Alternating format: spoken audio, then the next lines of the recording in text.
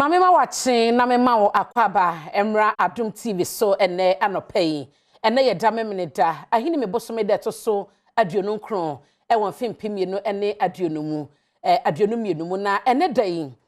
yesin konwa sede na wotwe bia ye de ebre wo no ene ye be hwe ensem akuku dambi a ekoso na emu nkita odien so no egina ye pa na wotwe mu ena ye bedi mu komo ediama wo obesa tie ye ewo asempa 94.7 Edia mejeso ene abena pokoa ahwene na ene enkomo a yebedie no de di kan yebehwe emrasimdwafo bebro aduowotwe eche kra no dom kese ba no dani onabo seche mensa bonso menya ne nteso yebese 95 aduokrunum ena eka ese yewura kenoforiata amampani emanefo da djuma ento nchen ena panyi ba konso no so amampani aso ya wo hwe sikasem so chasadubu ahin ekwowi achi wo mo ana ka wo masem wo mo chese wo masa atwe asan akoduru mpempenso a omampani di ama wo mo se wo makwan na kenoforiata enwie IMF enkita hodie no na 2023 akomabosika budget a wode beba nso wonye ho adwuma emfa emedrum na sebedwafe no munyintum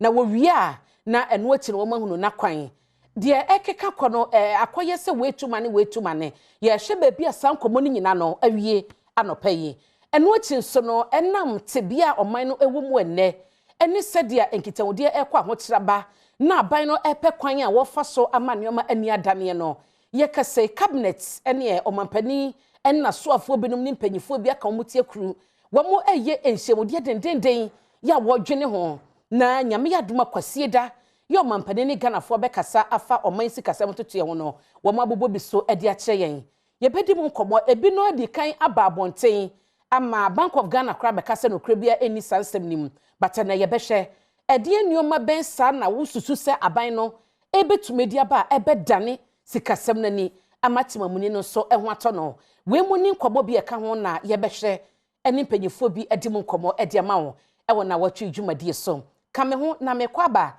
ye bapa abadwafo amenyom ebedi dwumayi meda wo madi ede akire wo obadwane yen ewo Facebook eye Adom TV na wajwani asempa 94.7 enso ewo radio abena pokoa ahwene eye medin ye basisia